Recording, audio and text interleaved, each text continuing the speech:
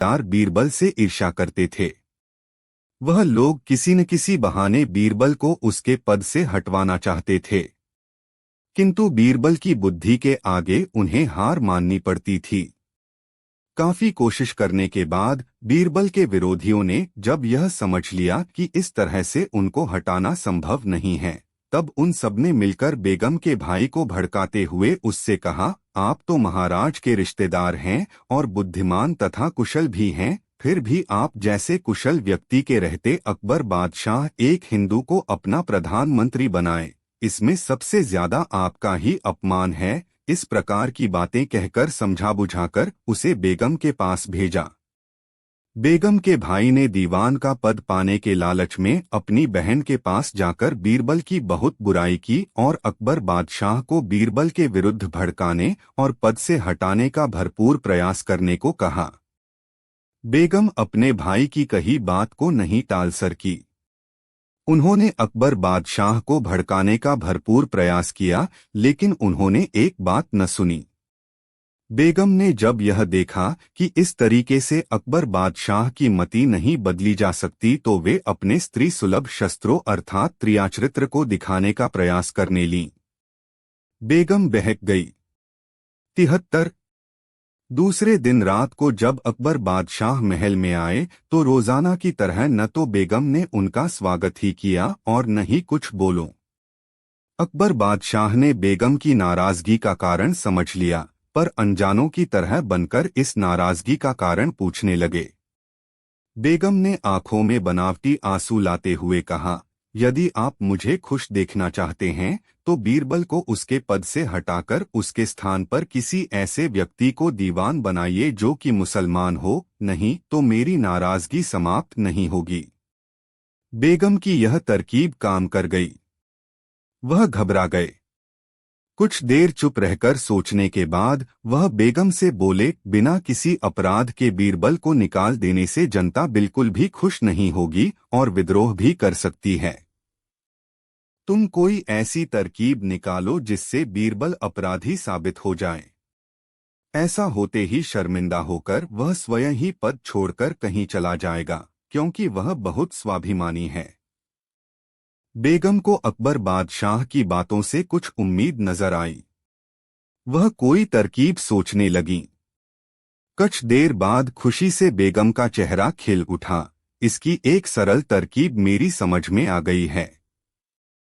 कल सुबह होते ही आप नाराज होकर बाग में चले जाएं और बीरबल से कहें कि बेगम को मनाने के लिए बुला लाओ। अगर नहीं ला सके तो आप पद से हटा दिए जाओगे।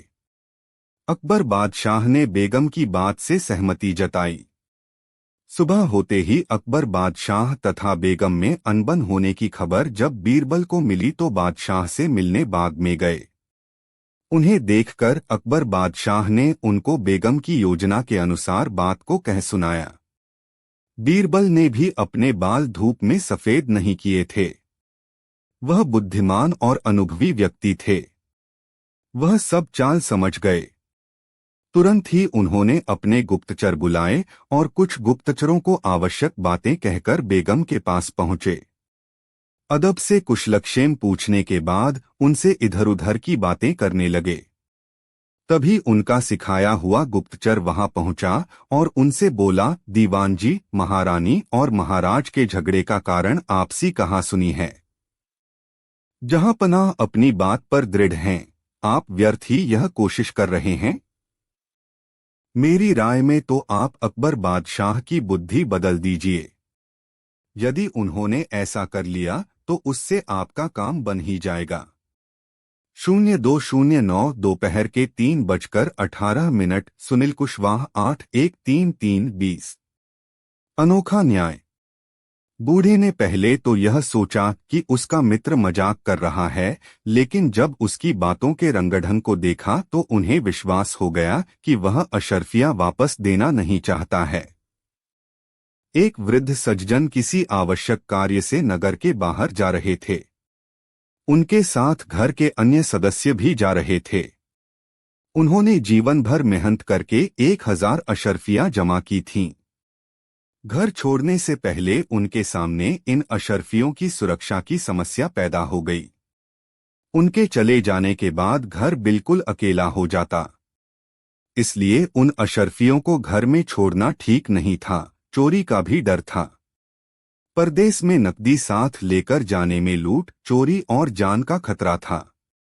नगर में उनका एक घनिष्ठ मित्र रहता था जिससे जवानी के दिनों से उनकी मित्रता थी। ऐसी स्थिति में उन्होंने अपने उसी मित्र के यहाँ अशरफिया रखने का निर्णय लिया। उन्होंने उस मित्र के पास जाकर उससे प्रार्थना की। मित्र ने उनकी बहुत आवभगत की तथा अपनी ईमानदारी के बारे में डींगे भी मारी।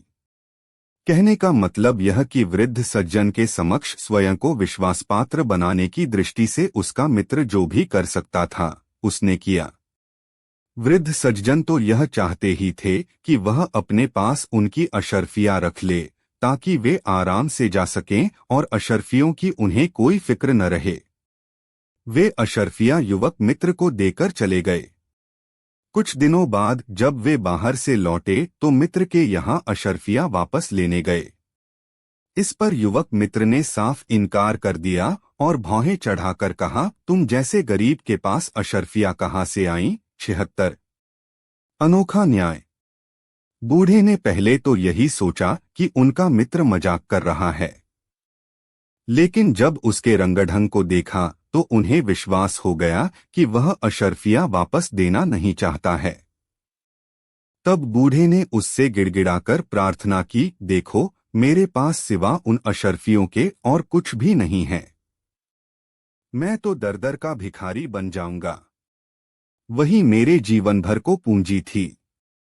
आप भले आदमी हैं, हमारी पुरानी मित्रता है, मेरी परेशानी में काम आए हैं, फिर आपको ऐसी बात शोभा नहीं देती। आपको मेरा धन वापस कर देना चाहिए। बूढ़े की इन बातों से चिढ़कर युवक ने उसे धक्का देकर 2-4 भली बुरी बातें सुनाकर अपने घर से बाहर निकाल दिया। बेचारा बूढ़ा रोता हुआ अपने घर आ गया और पास पड़ोस के लोगों से मदद मांगी, परंतु कोई भी इस परेशानी में उसकी किसी भी प्रकार की मदद नहीं कर सका। अंत में हालात से परेशान होकर उसने अकबर बादशाह के दरबार में फरियाद की। जब अकबर भी इस मामले को निपटाने की तरकीब न सोच पाए तो उन्होंने बीरबल से मदद मांगी। बीरबल ने पहले तो बूढ़े की बात सुनी और फिर उसके युवक मित्र की। दोनों पक्षों के बयान लेकर बीरबल ने वृद्ध सज्जन से पूछा, जिस समय तुमने अशरफिया अपने मित्र को रखने के लिए दी थीं, क्या उस वक्त वहां कोई मौजूद था? मैं था और मेरा यह मित्र था।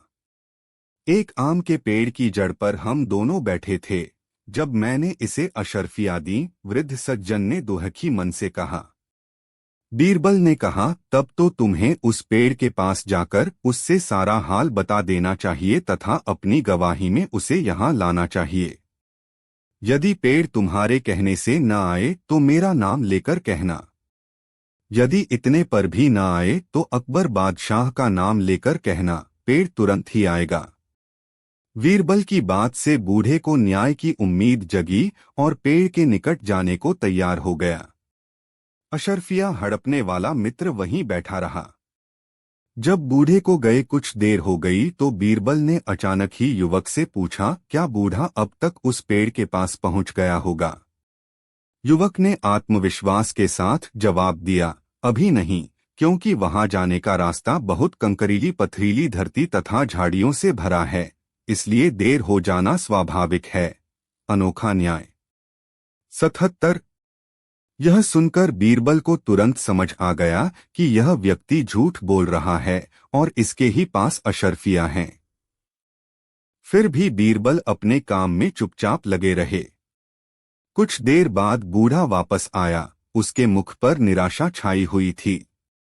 आते ही उसने बीरबल से प्रार्थना की, दीवान जी, मैंने उस पेड़ से आपका नाम लेकर यहाँ तक कि अकबर बादशाह का नाम लेकर कई बार प्रार्थना की कि चल मेरी गवाही दे। मैंने उससे कहा कि मेरे जीवन भर की पूंजी का सवाल है, लेकिन वह अपनी जगह से हिला तक नहीं और न ही उसने कोई जवाब दिया। तब बीरबल ने बूढ़े से कहा, जैसे ही तुम उसके पास पहुंचे और अपनी प्रार्थना उसे सुनाई तथा मेरा नाम लेकर उससे प्रार्थना की, वैसे ही वह यहाँ आ गया और उसने मुझे सारा हाल बता दिया। युवक, जो बूढ़े के जाने से लेकर लौटकर आने तक उन्हीं के पास बैठा था, आश्चर्य से पूछने लगा, महाराज, पेड़ यहाँ कब आया था? यदि आता तो मैं भी देखता, मुझे तो दिखाई नहीं दिया।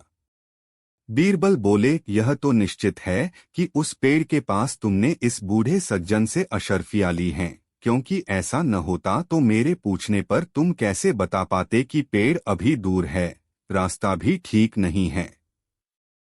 इन सब बातों से स्पष्ट है कि अवश्य ही तुम उस पेड़ और उसका रास्ता जानते थे और वह स्थान तुम्हें मालूम था। यदि ऐसा नहीं होता तो तुम उसी वक्त आश्चर्य से कहते, कौन सा पेड़? तुमने जरूर अशर्फियां ली हैं। यदि तुम अपनी भलाई चाहते हो तो सब ठीक ठीक बता दो, अन्यथा तुम्हारे साथ भी वही सलूक किया जाएगा जो चोरी करने वाले के साथ होता है। युवक मित्र ने अशर्फियों का लेना स्वीकार किया। बीरबल की आज्ञा से युवक ने अशर्फियां बूढ़े को वापस दे दी। इसके बाद बीरबल ने युवक को शासन के विधान के अनुसार दंड दिया। बादशाह भी बीरबल के इस न्याय से संतुष्ट हुए। शिक्षा: चोर कितना भी शातिर क्यों न हो, कोई न कोई गलती कर बैठता है। P21 ईश्वर अच्छे के लिए करता है। बादशाह अकबर दरबारियों से बिछड़ गए। जंगल में रास्ता खोजते खोजते वह जंगली आदिवासियों के क्षेत्र में पहुंच गए। आदिवासी अपने देवता के आगे उनकी बलि देने की तैयारी करने लगे। अकबर बादशाह अपनी मौत सामने देखकर बहुत डर गए। बादशाह अकबर को शिकार खेलने का बहुत शौक था। एक दिन बादशाह अकबर बीरबल के साथ जंगल में शिकार खेलने गए। म्यान से तलवार निकालते समय अचानक बादशाह की तलवार से उन्हीं की अंगुली थोड़ी सी कट गई। बादशाह दर्द से कराहने लगे और बीरबल से खून रोकने के बारे में पूछने लगे। अंगुली से बहते खून को देखकर बीरबल बोले, ईश्वर जो भी करता है अच्छे के लिए ही करता है। बादशाह को लगा बीरबल उनकी चोट का मजाक बना रहे हैं। बीरबल की इस बात से बादशाह को बहुत दुख हुआ। 2 दिन बाद उन्होंने अपने राजदरबार में सारी बात बताते हुए सबकी राय पूछी। दरबारी लोग तो पहले से ही बीरबल से जलते थे। उन्हें बीरबल की बुराई करने का अवसर मिल गया। सभी अब नमक मिर्च लगाकर बीरबल की शिकायत करने लगे। उनकी बातों ने आग में घी का काम किया और बादशाह गुस्से में उबल गए। बीरबल उस समय दरबार में उपस्थित नहीं थे। बादशाह ने बीरबल के लिए शाही फरमान जारी कर दिया, दीवान बीरबल, कभी भी दरबार में हाजिर होने की कोशिश न करें, न कभी हमारे सामने उपस्थित हों। बीरबल बहुत ही स्वाभिमानी व्यक्ति थे। बादशाह के इस आदेश से वे बिल्कुल भी परेशान नहीं हुए। बीरबल ने उसी पत्रवाहक के हाथों जो शाही फरमान लाया था, ईश्वर अच्छे के लिए करता है, 79 अपना पत्र भी उसे दे दिया। उसमें लिखा था, इस बादशाही हुक्म के पीछे भी कुछ अच्छाई छिपी है। यह पढ़कर बादशाह और भी अधिक क्रोधित हो गए। इसी तरह महीनों गुजर गए। दरबार में बीरबल के न होने से बादशाह के कामों में विघ्न पड़ता था तथा न्याय में देर भी होने लगी थी। साथ ही सच तो यह था कि उनका मन भी नहीं बहलता था, किंतु फिर भी बादशाह ने नाराजगी के कारण बीरबल को बुलाने की कोई जरूरत नहीं समझी। वे सोच रहे थे कि बीरबल खुद आएंगे, वह क्यों अपनी बात से पलटें, आखिर वे बादशाह हैं। दृढ़निश्चयी बीरबल ने भी अकबर के दरबार की ओर मुंह उठाकर नहीं देखा। यदि अकबर बादशाह थे तो वह भी एक सूबे के राजा और पक्के हठी थे, उनका आत्मसम्मान उन्हें झुकने नहीं दे रहा था। समय के साथ साथ बादशाह को बीरबल के आने की कोई उम्मीद नहीं रही। एक दिन बादशाह का महल में मन नहीं लग रहा था और दिल बहलाने के विचार से वे कई दरबारियों के साथ शिकार खेलने चले गए। गलती से बादशाह अकबर अपने दरबारियों से बिछुड़ गए। जंगल में रास्ता खोजते खोजते वह जंगली आदिवासियों के क्षेत्र में पहुंच गए। आदिवासी अपने देवता के आगे उनकी बलि देने की तैयारी करने लगे। अकबर बादशाह अपनी मौत सामने देखकर बहुत डर गए। एक आदिवासी अपने देवता को बलि भेंट करने के लिए गंडासे से उनकी गर्दन काटने ही वाला था कि अचानक उसकी दृष्टि बादशाह की कटी अंगुली पर पड़ गई। अपनी भाषा में वह चिल्लाकर बोला, इस आदमी की बलि नहीं दी जा सकती। यह तो खंडित है, देखो इसकी अंगुली कटी हुई है। इस प्रकार बादशाह उन निर्दयी आदिवासियों के चंगुल से कटी अंगुली होने के कारण छूटे। बादशाह दौड़ते भागते जैसे तैसे अपने महल पहुंचे। अपने महल में वापस आने पर अचानक ही उन्हें बीरबल की कही वह बात याद आ गई। उन्होंने मन में सोचा कि बीरबल ने सच ही कहा था कि ईश्वर जो करता है अच्छाई के लिए करता है और सत्य बात के लिए मैंने उसे दरबार से निकाल दिया। यदि उस दिन मेरी अंगुली कटी न होती तो आदिवासी अवश्य ही मुझे बलि चढ़ा देते। मैंने बीरबल की बात की अवहेलना की, जिसका परिणाम यह हुआ कि जान जाते जाते बची। 80 ईश्वर अच्छे के लिए करता है। अब बादशाह अकबर अपने किए हुए काम पर बहुत पछता रहे थे। उन्होंने अपनी गलती सुधारने का निश्चय किया और वह स्वयं ही बीरबल के घर पहुंचे। बीरबल ने उनका सम्मानपूर्वक सत्कार किया और उच्चासन पर बैठाया। बादशाह बहुत खुश हुए और बीरबल को गले लगाकर रुथे गले से भारी आवाज में बोले, मुझे मेरे अपराध के लिए क्षमा कर दो बीरबल। मैंने सत्य बात के लिए तुम्हें अपमानित किया। आप और गलती राम राम।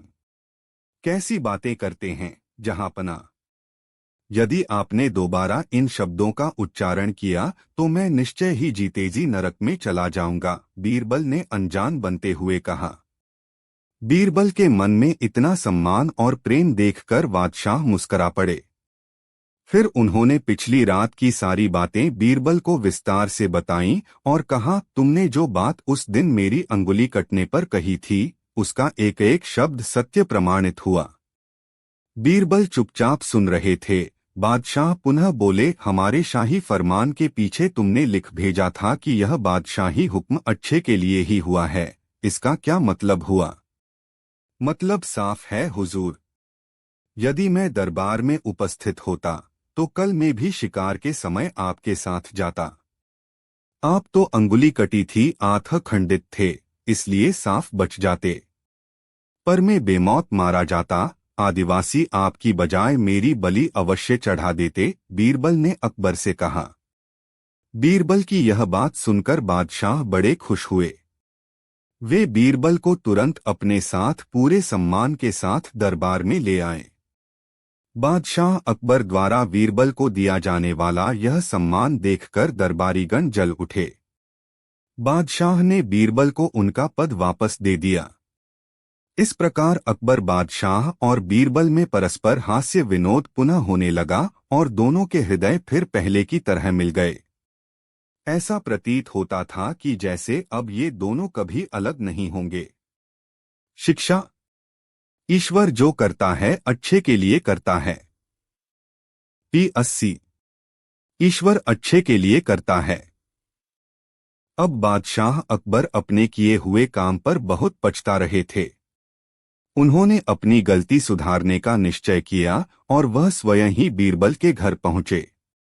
बीरबल ने उनका सम्मानपूर्वक सत्कार किया और उच्चासन पर बैठाया। बादशाह बहुत खुश हुए और बीरबल को गले लगाकर रुथे गले से भारी आवाज में बोले, मुझे मेरे अपराध के लिए क्षमा कर दो बीरबल। मैंने सत्य बात के लिए तुम्हें अपमानित किया। आप और गलती राम राम।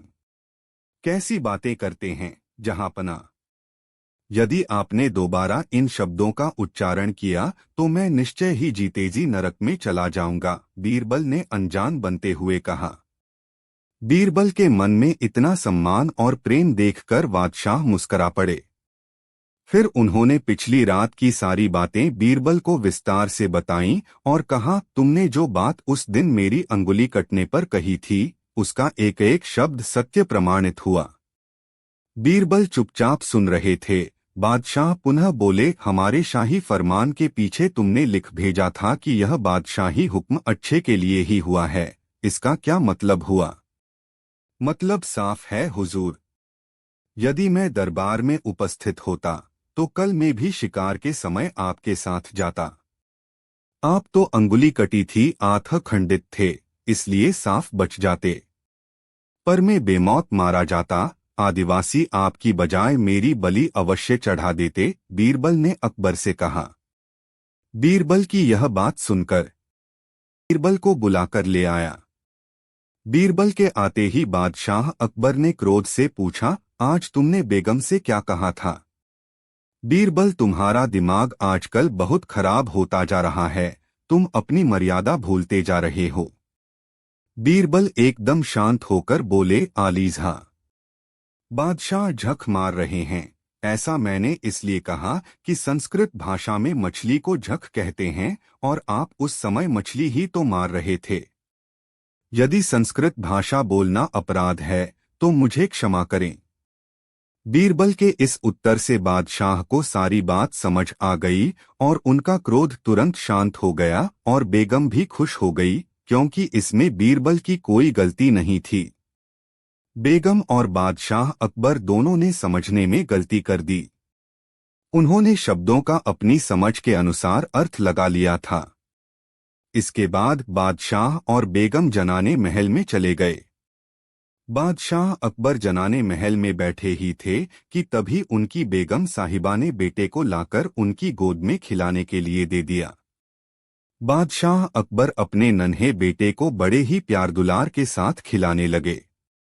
कभी उसे पुचकारते तो कभी उसे हंसाते। तभी खेल खेल में शहजादे ने दोनों हाथों से बादशाह अकबर की दाढ़ी पकड़ ली। बड़ी मुश्किल से बादशाह बच्चे के हाथ की पकड़ से अपनी दाढ़ी छुड़ा पाए। बादशाह अकबर जब दरबार में आए तो उन्होंने दरबारियों प्रश्न किया, अगर कोई मेरी दाढ़ी नोच ले तो उसको क्या सजा दी जानी चाहिए? दरबार में मौजूद सब लोग तारीफ पाने के उद्देश्य से बढ़ा चढ़ाकर अपने विचार बताने लगे। किसी ने बादशाह की दाढ़ी पकड़ने की सजा बताई कि उसकी गर्दन उड़ा देनी चाहिए। किसी का जवाब कुछ और किसी का कुछ, लेकिन किसी भी जवाब से बादशाह अकबर को संतुष्टि नहीं हुई। अंत में उन्होंने बीरबल की तरफ सवालिया दृष्टि से देखा। बीरबल बोले, हुजूर, उसे मिठाई खिलानी चाहिए। बीरबल का उत्तर समझकर बादशाह अकबर मुस्कराए और कहा, यह तो तुमने खूब अच्छी बात कही, पर उस हिमाकत करने वाले को मिठाई क्यों खिलानी चाहिए? बीरबल ने विश्वास के साथ निवेदन करते हुए कहा, बादशाह सलामत। आपकी दाढ़ी नोचने वाले प्यारे नन्हे मुन्ने शहजादे या शहजादी के अलावा कोई हो ही नहीं सकता। बीरबल के जवाब को सुनकर सब दरबारी दंग रह गए। शिक्षा। किसी भी बात पर प्रतिक्रिया देने से पहले उसका अर्थ समझ लेना चाहिए और बच्चों को सजा नहीं बल्कि प्यार देना चाहिए। 16 बादशाह का नाखून। मुझे इस रोग की ऐसी दवा ज्ञात है जिसके लगाने से सिर्फ 5 दिन में नाखून आना शुरू हो जाता है। मेरे गुरु का कहना है कि यह दवा कभी भी बेअसर नहीं होगी, लेकिन मैं जिन दवाओं के नाम बताऊं आप उन्हें मंगवा दीजिए। एक बार युद्ध करते समय एक बादशाह का अंगूठा कट गया। उस बादशाह ने राज्य के बड़े से बड़े हकीमों से उसका इलाज कराया, मगर किसी प्रकार का फायदा नहीं हुआ। बहुत अच्छे इलाज से इतना हो गया कि अंगूठे में मांस तो आ गया, परंतु नाखून नहीं आ पाया। बादशाह ने क्रोध में आकर सब हकीमों को जेल में डलवा दिया और कहा, हमारे अंगूठे पर नाखून आने के बाद ही तुम लोग छूट सकोगे, नहीं तो तुम इस जेल से कभी नहीं छूटोगे। इसके बाद उसने यह कानून ही बना दिया। यदि कोई वैद्य का काम करता पाया जाता तो बादशाह उसे अपने पास बुलाकर नाखून की औषधि पूछता। अगर वह न बता पाता तो उसे जेल में डाल दिया जाता था। यह देखकर राज्य के सभी हकीम डरे हुए थे। बहुतों ने तो वैद्य का काम ही छोड़ दिया और कितने ही इधर उधर छिप गए। रोगियों को चिकित्सा के लिए वैद्य मिलना मुश्किल हो गया और देश में चिकित्सा अव्यवस्था फैल गई। यह खबर फैलते फैलते दिल्ली तक अकबर बादशाह के पास पहुंची। अकबर बादशाह को बहुत आश्चर्य हुआ। उन्होंने गरीब जनता को इस अत्याचार से छुड़ाने के लिए बहुत बड़ी सभा करके इस समस्या का हल पूछा। 64 बादशाह का नाखून। बीरबल भी वहां मौजूद थे। वह बोले, जहांपनाह, यदि आप मुझे जाने को आज्ञा दें तो मैं किसी न किसी प्रकार से उन लोगों को छुटकारा दिला सकता है। अकबर बादशाह ने खुशी से बीरबल को वहां जाने की आज्ञा दे दी।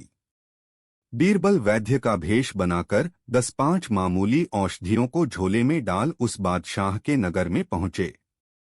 उस समय बादशाह के डर से नगर में कोई वैद्य नहीं रहता था, इसलिए बीरबल बहुत जल्दी प्रसिद्ध हो गए। वहां के लोगों ने उन्हें भाग जाने की सलाह देते हुए कहा कि अगर बादशाह को पता चलेगा कि आप वैद्य हो तो उसका इलाज करना पड़ेगा, अगर नहीं कर पाए तो तुमको जेल में डलवा देगा। परंतु बीरबल ने किसी का कहना नहीं माना और हिम्मत से अपना काम करते रहे। धीरे धीरे वैद्य की खबर बादशाह तक पहुंची। बादशाह ने उसे तुरंत बुलवाया और कहा, वैद्य साहब, हमने आपकी बड़ी तारीफ सुनी है। यदि आप हमारे अंगूठे का नाखून उगा सकें तो हम आपका एहसान कभी नहीं भूलेंगे। मुझे इस रोग की ऐसी दवा ज्ञात है जिसको लगाने से केवल 5 दिन में ही नाखून आना शुरू हो जाता है। मेरे गुरु का कहना है कि यह दवा कभी बेअसर सिद्ध नहीं होगी। लेकिन मैं जिन जिन दवाओं के नाम बताऊं, आप उनको मंगवा दीजिए। यदि फिर भी आपका नाखून न आए तो मेरा सिर कटवा दीजिएगा, बीरबल ने कहा। ऐसे आत्मविश्वास से जवाब देने वाला वैद्य आज तक मुझे नहीं मिला।